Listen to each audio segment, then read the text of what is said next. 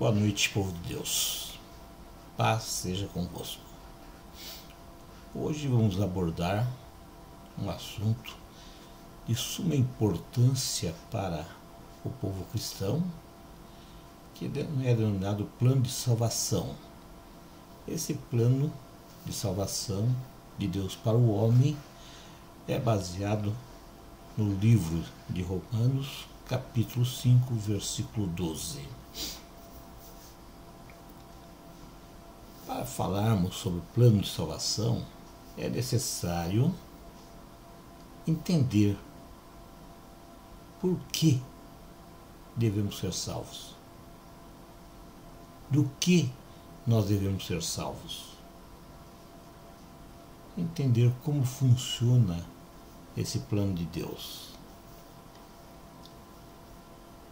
Nós sabemos que Deus criou todas as coisas. Então, e tudo que Ele criou, Ele fez perfeito. Tudo que Ele criou era bom, é bom. E entre a sua criação, estamos nós, seres humanos, que fomos criados à imagem e semelhança de Deus.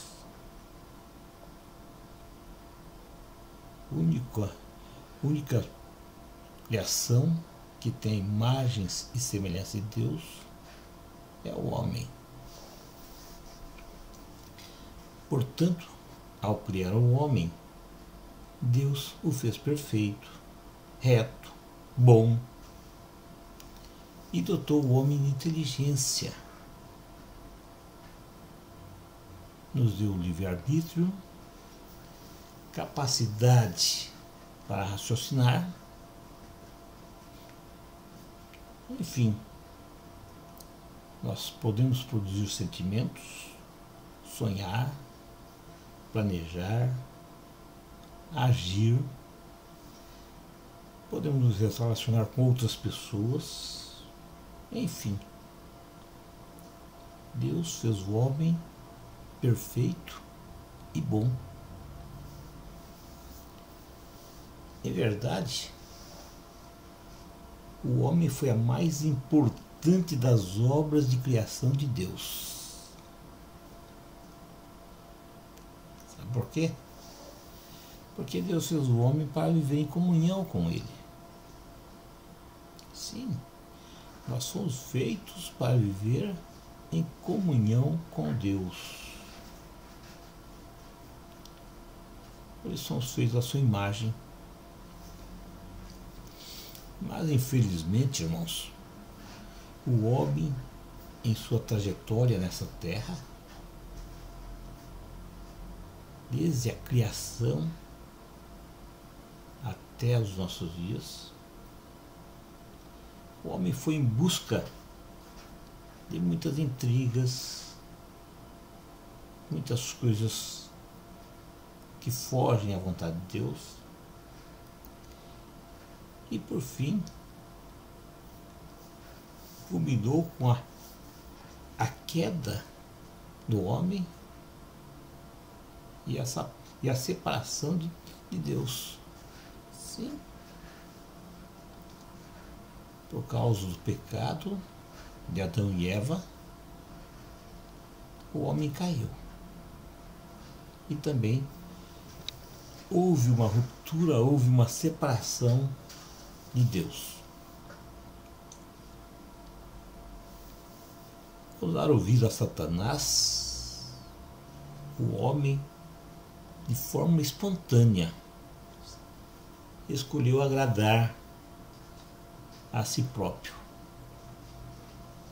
Então, ele desobedeceu a Deus para agradar a si próprio. Essa desobediência, ela levou a uma separação, a um rompimento. A comunhão que ele tinha com Deus e a amizade que ele tinha com Deus foram interrompidas, simplesmente foram interrompidas. E o pior, surgiu de ali a morte espiritual. O homem deixou de ser inocente, deixou de ser reto, deixou de ser bom e passou a ter uma natureza corrompida, uma natureza pecaminosa. Uma natureza que foi corrompida pelo pecado, e esse pecado é o pecado da desobediência. Com essa nova condição, o homem passou de ser diferente. Ele perdeu aquela imagem e semelhança que ele tinha com Deus.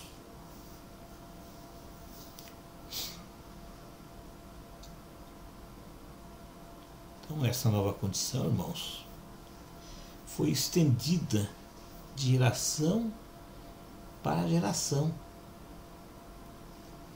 desde o momento da queda. Nós somos gerados segundo a imagem e semelhança de Adão e Eva.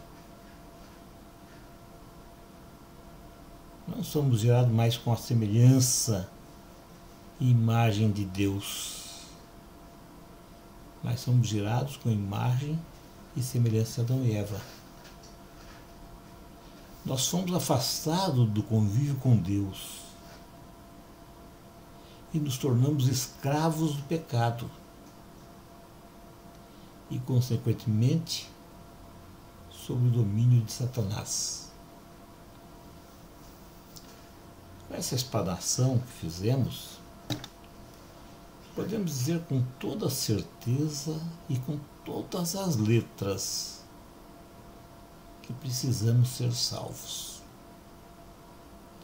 Salvos do pecado e salvos de Satanás.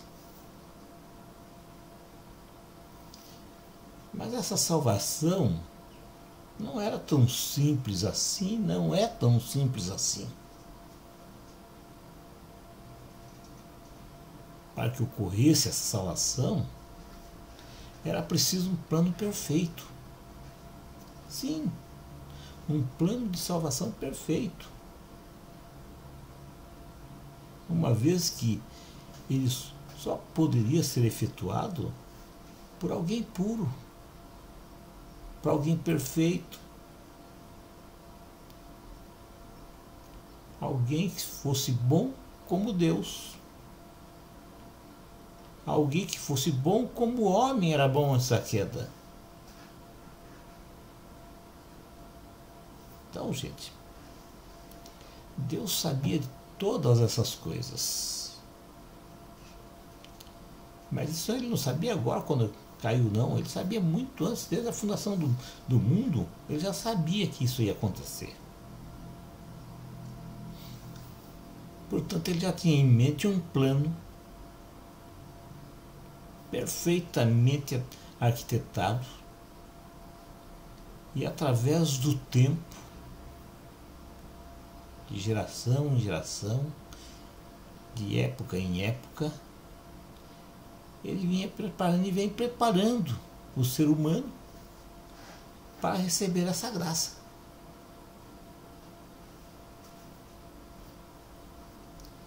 Sabe? Eu imagino que cada vez que Deus olhava para a terra, ele sentia a degradação humana, que cada dia que passava era cada vez maior. O homem se tornou maldoso,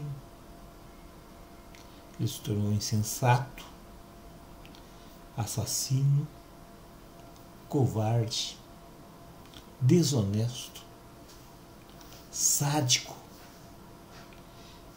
desprovido de qualquer expectativa que pudesse ter um retorno à sua dignidade.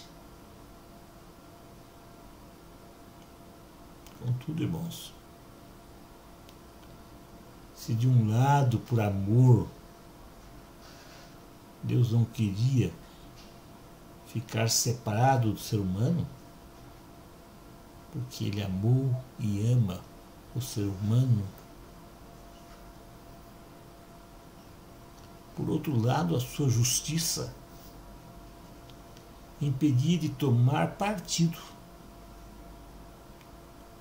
Uma coisa é Deus ser amor, e Ele é amor. Uma coisa é Deus ser justo, e Ele é justo.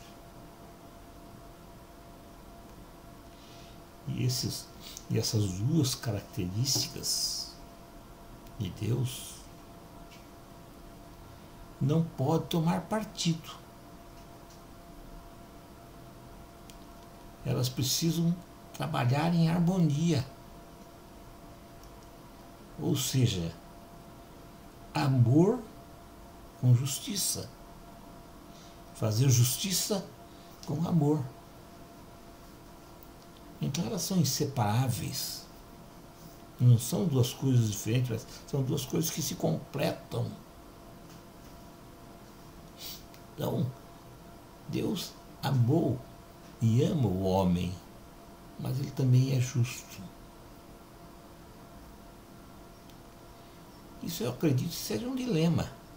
Se fosse o ser humano, seria um dilema muito grande. Mas para Deus não existe esse dilema. Porque, sabendo de todas essas coisas, ele jamais desistiu das suas ovelhas. Ele jamais desistiu do ser humano. Pois ele honra a sua palavra, a promessa foi feita lá no Éden ainda. Ele falou que viria a semente, que viria um descendente que ia esmagar a cabeça de Satanás. E essa promessa feita por Deus lá no Éden, ela precisava ser cumprida. Então Deus chamou Abraão. Deus chamou Abraão. Mas por que ele chamou Abraão? Porque ele queria formar a partir de Abraão um povo diferente. Um povo que foi escolhido por ele e que verdadeiramente fosse diferente dos demais que existiam na face da terra naquela época.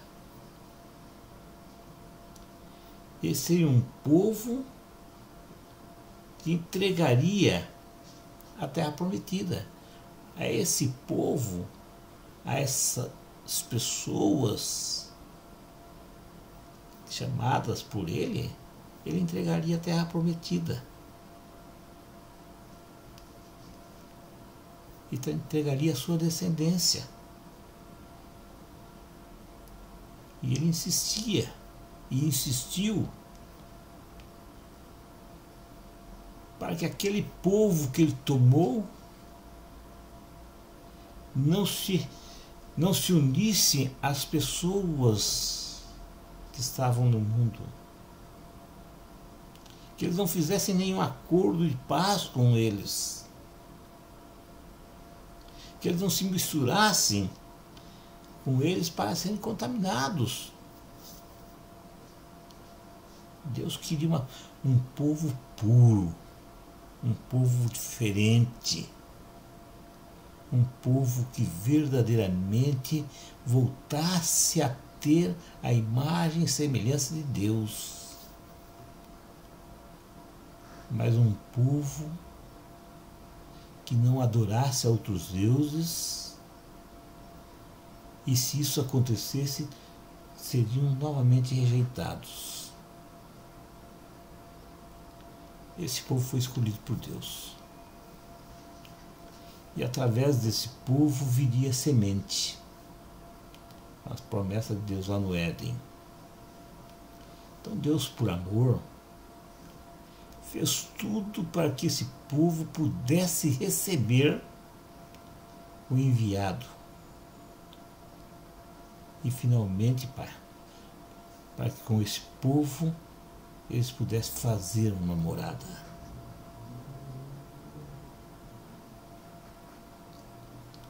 Veio a plenitude dos tempos.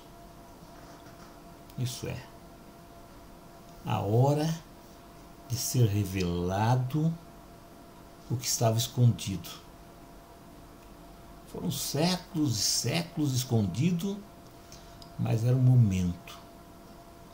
Era a plenitude dos tempos onde haveria essa revelação. Então o Filho foi enviado. A semente se fez carne e habitou entre nós. Cristo Jesus veio para o que era seu, e os seus não o receberam. Mas Deus também sabia que isso ia acontecer. Os profetas já tinham avisado sobre esse acontecimento. Era preciso que pelo sangue derramado por Cristo Jesus na cruz, lá no Calvário, os que estavam longe fossem aproximados. Porque existia um povo que era o povo escolhido, mas existia um povo que era um povo marginalizado, um povo que estava longe, para os quais não tinha esperança, mas Deus também olhava para esse povo e era o momento para que esse povo fosse aproximado. Com a morte de Cristo Jesus, todas as exigências da lei foram cumpridas. Ou seja, Cristo, ele pagou a dívida do ser humano para com Deus. Aquela cédula da nossa dívida, ela foi rasgada. Cristo resgatou todo ser humano, todos, sem exceção. Ele resgatou todos os seres humanos. Sobre o ser humano já não existe mais o ônus do pecado. Então, judeus e gentios estão livres para recorrer a Cristo Jesus, com fé e arrependimento verdadeiro. Pois aquela parede que separava,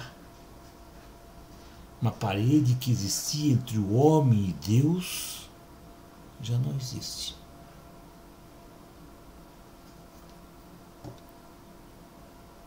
Todos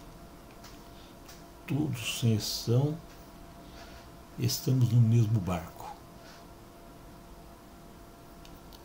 cujo comandante é Cristo Jesus. Ele é o comandante. Então foi criado, a partir dos dois povos, um novo povo. Um povo diferente. Foi criado um homem cheio de esperança, de poder, de voltar à sua origem, ao seu estado natural, isento de qualquer coisa que possa desagradar a Deus. Portanto, irmãos, por intermédio da cruz, sim, por intermédio da cruz, os judeus e gentios foram reconciliados em um só corpo com Deus. Dá maravilha, né? Mas infelizmente o homem não tem visto a obra de Deus com esses olhos. E por ignorância querem erguer de novo a parede que Cristo Jesus derrubou. Infelizmente, a grande maioria dos seres humanos fazem de tudo para que essa parede seja erguida novamente. É verdade que o Israel não aceitou a Cristo. Sim, Israel não aceitou a Cristo. Eles recusaram o Messias. Eles recusaram o Messias enviado. Eles recusaram a semente. Infelizmente, irmãos, tal fato trouxe muita confusão. Muita confusão entre a igreja e os gentios. Entre a igreja e o povo escolhido, os judeus. Entre os judeus e os gentios. Então houve muita confusão. Surgiram heresias. Heresias como a teologia da substituição, que é ensinada que a igreja substituiu o povo judeu nos planos de Deus. Isso é mentira, isso é falso. A história do povo judeu é o povo escolhido. A história da igreja é um povo que também foi escolhido por Deus para a salvação. Mas ambos são povos distintos. Cada um Deus trata de uma maneira diferente. Então ninguém substituiu ninguém. Lê do engano. Pois no plano de Deus não existe dois povos, só existe um. E esse povo está dividido em dois grupos. E não é igreja e judeus, não. São dois grupos distintos. O primeiro grupo é o grupo dos salvos. O segundo grupo é o grupo dos não salvos. Contudo, irmãos, Deus tem promessas e planos específicos para cada um desses segmentos desses povos. Deus trata esses dois grupos de maneira diferente. Mas quando eu digo que ele trata de maneira diferente, não é dizer que apadrinha um e é rebelde com o outro. Não. Ele trata de maneiras específicas cada um dos segmentos desse povo. E tem mais um detalhe, irmãos. Israel é Israel, igreja é igreja. E isso não pode ser confundido. O que é para Israel é para Israel. O que é para a igreja é para a igreja. Sim. Contudo, irmãos, a igreja verdadeira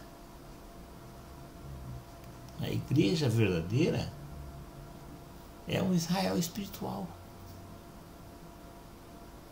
E, consequentemente, o cristão é um judeu espiritual. Deus continua tendo um propósito para o povo judeu. Ele não abandonou o povo judeu como muita gente fala. Ele continua tendo um propósito para o povo judeu. Isso aí fica bem claro, mas muito claro mesmo, quando Paulo narra aos Romanos. O propósito de Deus em atraí-los para o seu Filho, em trazê-los de volta para o seu plano de redenção.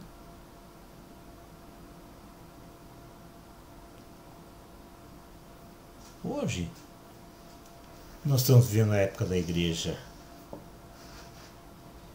Mas daqui a pouco, essa época acaba. E quando essa época acabar, Deus vai tratar exclusivamente com o povo judeu. O que na Bíblia se chama a 70ª semana de Daniel. Sim, o povo vai tratar com o povo judeu, vai trazer esse povo de volta. E com toda certeza, irmãos, as promessas feitas ao povo judeu em todas as épocas, elas serão plenamente cumpridas. Pode ter certeza disso. O que Deus prometeu para Israel, ele vai cumprir. O que Deus prometeu para a igreja, ele vai cumprir. Esse é o plano de salvação criado por Deus. Muitos, com toda certeza, vão entender o que eu estou dizendo nessa noite. Outros vão precisar de mais tempo para entender. Mas independente de qual seja o grupo que você possa pertencer, eu quero deixar claro que o caminho para a salvação está em aceitar Cristo Jesus como Salvador. Uma coisa é certa, irmãos. Você pode ser bom, honesto, não fazer mal para ninguém, não ter uma mácula. Mas se você não aceitar Cristo como Senhor e Salvador da sua vida, você não vai para o céu.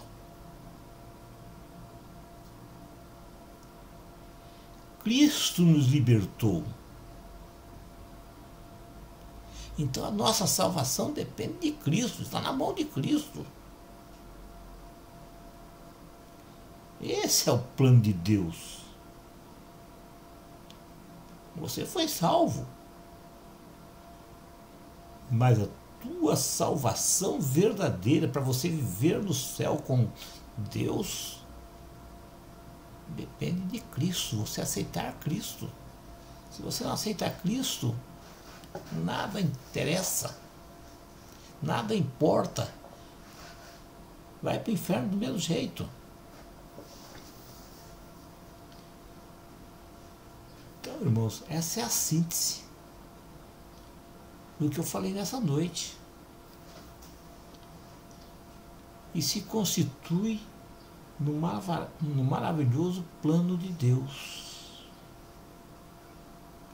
Um plano que Deus preparou com amor para todo ser humano.